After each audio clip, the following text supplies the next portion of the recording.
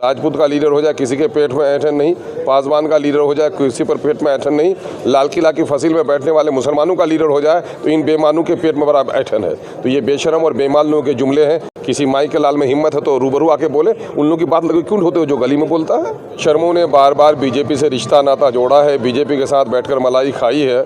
उन बेशर्मों को असल मसला ये है, हिमाचल में मुसलमानों की एक बड़ी आबादी है, घनी नदियाँ यहाँ पर है, यहाँ की खेती प्यासी पड़ी है, यहाँ के खेतों की सिंचाई का कोई मसला नहीं है, यहाँ कोई अच्छा स्कूल नहीं है, कोई अच्छा हॉस्पिटल नहीं है, कोई कल कारखाना नहीं है, रोज़गार के मौके नहीं है। तो आपका मेरी उम्मीदवारी का ऐलान आज से 15 दिन पहले वो कर चुके हैं। वो उसकी आबादी से कम नौकरी, मुसलमानों को उसकी आबादी से आधे से कम नौकरी। और तो 24 के चुनाव को लेकर क्या कहेंगे सर आप? आपको किशनगंज के बारे में पूरी इत्तला नहीं है, उम्मीदवार उतारेंगे नहीं, बल्कि मेरी उम्मीदवारी का ऐलान आज से 15 दिन पहले वो कर चुके हैं। और जहाँ तक बिहार के दूसरे पार्लियामेंट्री हलके का मसला है, वहाँ पर हम लोग निशानदेही कर रहे हैं उम्मीदवारों का, और वहाँ अपने संगठन की हम लोग जो समीक्षा कर रहे हैं कि किस तरह हम पारी खेल सकते हैं। बिहार के दूसरे हिस्सों में भी अपने उम्मीदवार खड़े करने के लिए हम लोग अपनी कोशिश जारी रखे हुए हैं। सर इस बार एमीम जो है किन किन मुद्दों को लेकर चुनाव लड़ेगी सर? हमारे पास मुद्दे ही मुद्दे हैं, एक दो जख्म नहीं सारा जिस्म है छलनी, दर्द बेचारा परेशान है कि कहाँ से उठे। कोई एक मसला है क्या? मन घुटने में भी ज़ख़म है, अंगूठे में भी ज़ख़म है, पेशानी भी तार तार है। कौन सा मसला है? बिहार में मुस्लिम अक़लियतों को, दलितों को इंसाफ नहीं मिला। 75 सालों तक इन लोगों ने वोट देकर सरकार बनाई, लेकिन दिल्ली और पटने की बेईमान सरकारों ने हमारा वोट लिया, हमारा टैक्स लिया, हमारे इलाके को और हमारे समुदाय को आगे बढ़ने नहीं दिया। बापू ने जिस दलितों को लेकर अगुवाई की थी, देश की स्वतंत्रता की लड़ाई लड़ी थी, उन दलितों के साथ भी जिसके लिए जगह नशिस्तें मखसूस करवा दी डॉक्टर भीमराव अंबेडकर साहब ने SC और ST के लिए, इन जालिम हुक्मरानों ने उनके साथ भी इंसाफ नहीं किया। अभी जो बिहार में जाति आधारित गणना की रिपोर्ट आई है, वो तो बिहार सरकार के जुर्म की दास्तान है और तमाचा है इन तमाम तर पार्टियों पर जिन लोगों ने अब तक हुकूमत की है कि आज तक दलितों को और अक़लियतों को इंसाफ नहीं दिया है।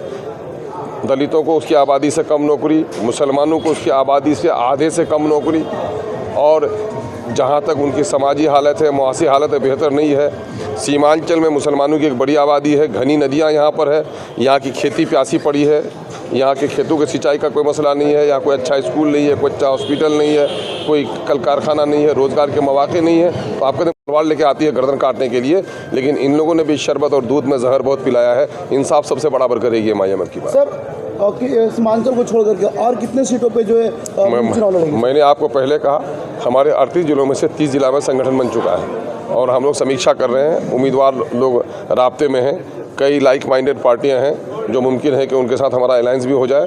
ये सारा मामला प्रोसेस में है, देखिए आगे आगे होता है क्या। बिहार और सेंट्रल में जितनी भी पार्टियां हैं, वो सब पार्टियां जो है आपको मीम पार्टी को जो है ये जो ब्लेम करती है कि बीजेपी का बी टीम है, इसमें क्या कहेंगे? उन बेशर्मों की बात मत करो जिन बेशर्मों ने बार बार बीजेपी से रिश्ता नाता जोड़ा है, बीजेपी के साथ बैठकर मलाई खाई है।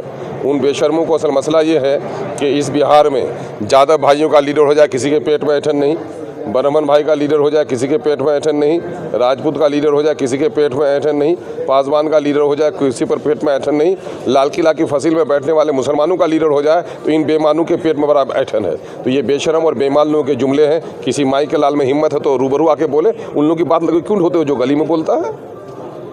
और सर अभी देखा गया कि इंडिया में कई जगहों पे मदरसा और क्या है, नौकरी सारी ऊंचे लोग ले रहे हैं और उनको खुश करने के लिए मुसलमानों को, दाढ़ी को, टोपी को, कब्रिस्तान को, गाय को, पाकिस्तान अगर इनके डिक्शनरी से निकाल दिया जाए तो मछली इस तरह से पानी के बगैर तड़प कर मर जाती है, बीजेपी मर जाएगी।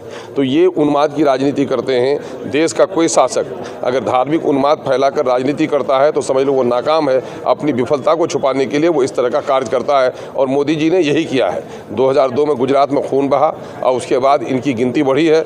इनको चाट लग गई है कि मस्जिद टूटने से लोग खुश होते हैं, गुजरात में मुसलमानों का खून बहने से खुश होता है, तो कहीं दाढ़ी कहीं टॉपी का कारोबार करो और यही सियासी खेल करो। ये कर रहे हैं। हल्द्वानी की जो घटना भी सामने आ रही, उसको लेकर के कोई नेता कुछ बोल नहीं रहा है। किसने कहा चाहे हल्द्वानी का मामला हो या गुजरात में मौलाना का मामला हो, बाबरी मस्जिद के इंहदाम का मामला हो या बिल्कुल की आबरू का मामला हो, कहते कुछ नहीं बोलता है। बल्कि ये जुमला बोलो कि सिवाय बैरिस्टर असदुद्दीन ओवैसी के कोई और गोंगा नहीं बोलता है। ये जुमला बोलो ना, कोई नहीं बोलता है। कोई में बैरिस्टर असदुद्दीन ओवैसी साहब नहीं आते हैं क्या? आपने उनके जुमले नहीं सुने क्या? अगर मिल्लत के, इंसानियत का, दलितों का दर्द का रोना रोता है तो वही शख्स है जिसको दुनिया बैरिस्टर असदुद्दीन ओवैसी के नाम से जानती है। सर एक लास्ट सवाल, इमरान प्रतापगढ़ी वो लगातार कांग्रेस ज्वाइन करने के बाद असदुद्दीन ओवैसी पे बार वो लांछन लगाते रहता है कि वो बी टीम है, इसमें क्या कहेंगे इमरान प्रतापगढ़ी को? पहले नवाबों के यहाँ कुछ कसीदा गो शायर होते थे, है ना, जो उनके बाल से लेकर उनके जूतों तक के कसीदे पढ़ते थे और उसी पर कुछ इनामात मिलता था। तो आजकल के कसीदा गो में ये बेचारे भी हैं। इस बेचारे के बारे में क्या कहना, इनकी सियासी समझ नहीं है, कुछ अल्फाज है शेर व शायरी के, उसके ज़रिए से बेचारे की रोटी चल रही है, तो क्या कहना इनके बारे में। सवाल आए दिन लगातार बिहार में जो है ना आपकी पार्टी के नेताओं पर गोलियां चल रही है उनकी, यही तो देखो, गोलियां चल रही हैं। क्यों? मैं जब अपनी क़यादत की ओर उठा हूँ तो मुझ पर गोलियां चल रही हैं। मेरी नौकरियां खा जाओ, मेरे बच्चों को गरीब रख दो, मेरे गांव तक सड़क पहुंचने नहीं दो, मेरे गांव तक बिजली पहुंचने नहीं दो, चुप रहें तो कोई बात नहीं। हम आवाज़ उठाते हैं तो हम जुर्म कर रहे हैं। गोलियां चलती हैं। याद है मुझे, आज़ादी बगैर खून बहाए नहीं मिली है। और ये जो कह रहे हैं कि हमारा खून नाहक, जब भी खून बहा है, खून शहीदा रंग लाया है। और जिन लोगों ने हमारा खून बहाया है उनके अरमानों का खून बहेगा। आप देखिएगा, यकीनन है कि इस शहीद के खून के कतरे से इनकलाब बर्पा होगा। मेरी सोई हुई कौम बेदार होगी और उन जालिमों से 2-2-4 का हिसाब लेगी। सर लास्ट सवाल ये है कि बिहार में अकेले चुनाव लड़ेंगे या किसी पार्टी के साथ गठबंधन हो?